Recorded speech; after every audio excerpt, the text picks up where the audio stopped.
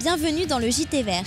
Comment concilier développement économique et respect de l'environnement? Comment exploiter les infrastructures nécessaires à notre vie quotidienne et limiter leur impact sur l'environnement? Un cadre juridique est prévu par le Code de l'environnement lorsque des activités présentent des inconvénients ou des dangers pour l'homme ou pour l'environnement. Aujourd'hui dans le JT Vert, nous allons vous parler des installations classées pour la protection de l'environnement, les ICPE. C'est tout de suite dans votre journal.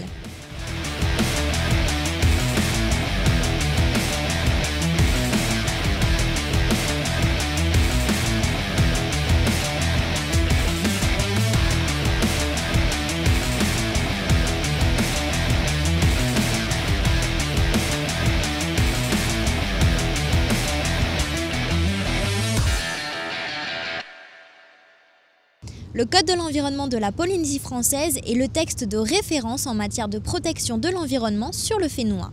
Il est composé de 2 livres principaux. Le premier consacré à la protection des espèces et espaces ainsi qu'à la lutte contre les espèces envahissantes et le second consacré à la gestion des déchets et à la lutte contre les pollutions. C'est dans ce second livre que se trouvent les dispositions relatives aux installations classées. Alors en fait, une installation classée, ça va être une activité qui est dans la nomenclature du Code de l'environnement. Il y a plusieurs rubriques qui sont répertoriées.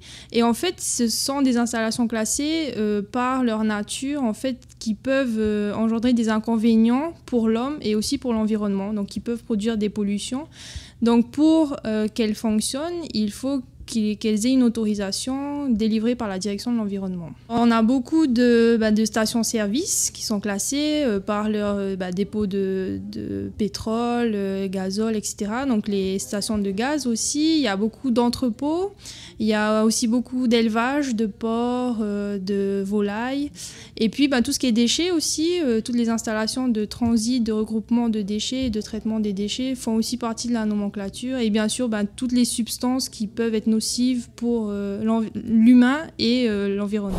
D'après le Code de l'environnement, sans des ICPE, les usines, ateliers, dépôts, chantiers, installations sur carrière et d'une manière générale, les installations exploitées ou détenues par toute personne, physique ou morale, publique ou privée, qui peuvent présenter en raison tant de l'activité que de la nature des produits ou substances fabriquées, détenues ou utilisées, des dangers ou inconvénients, soit pour la commodité du voisinage, soit pour la santé, la sécurité, la salubrité publique, soit pour l'agriculture, soit pour l'aquaculture et la pêche, soit pour la protection de la nature et de l'environnement.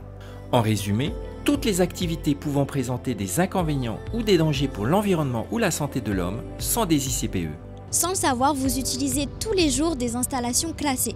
Par exemple, lorsque vous faites le plein d'essence de votre voiture à la station-service ou encore lorsque vous achetez du bois de construction dans un magasin de matériaux. Lorsque vous utilisez les installations du port de pêche et en particulier les chambres froides permettant de conserver le poisson ou encore les restaurants tout autour de l'île de Tahiti et le réserve de gaz pour les fourneaux.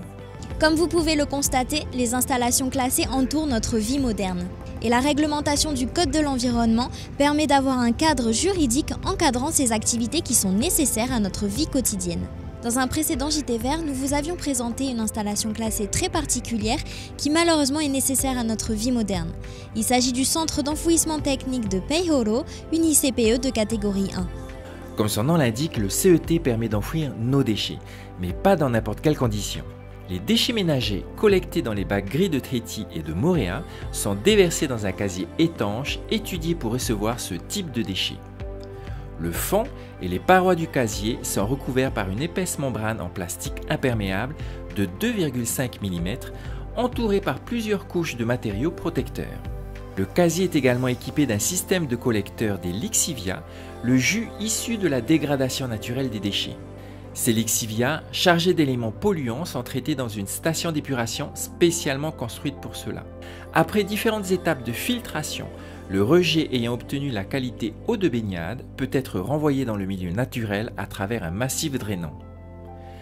Des contrôles sont régulièrement effectués par des laboratoires indépendants dans la baie Phaéton, le lagon, les eaux de rivière ainsi que les eaux souterraines.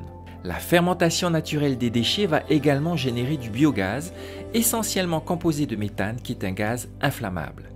Ce gaz est récupéré puis brûlé grâce à une torchère installée sur le site. Savez-vous que le CET dispose même d'un système de brumisateur permettant de limiter les odeurs des déchets? Aujourd'hui, il traite entre 50 000 et 60 000 tonnes de déchets chaque année, soit une moyenne de 160 tonnes par jour. La réglementation des ICPE est là pour encadrer ces activités et limiter les dangers ou les inconvénients. Question d'un téléspectateur adressé en message privé sur la page Facebook du JT Vert.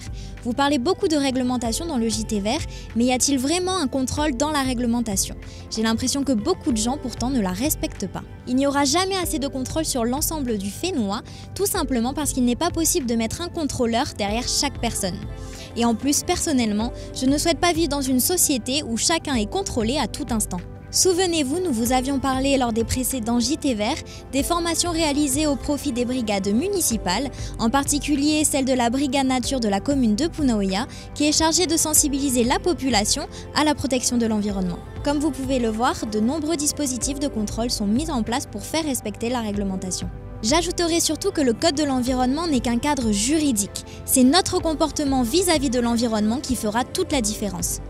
Si vous aussi vous voulez poser une question à un des membres de l'équipe du JT Vert, vous pouvez le faire via nos réseaux sociaux. Voilà les amis, le JT Vert est maintenant terminé. Vous pouvez retrouver nos émissions sur le replay de TNTV ou sur les réseaux sociaux du JT Vert. Protégeons notre Fénois, à dimanche prochain et bonne soirée.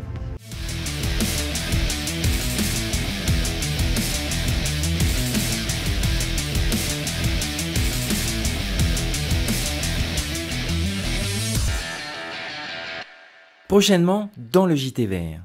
Et si on construisait de manière éco-durable? Lors d'un précédent JT Vert, nous avions fait le tour du monde des idées de construction éco-durable.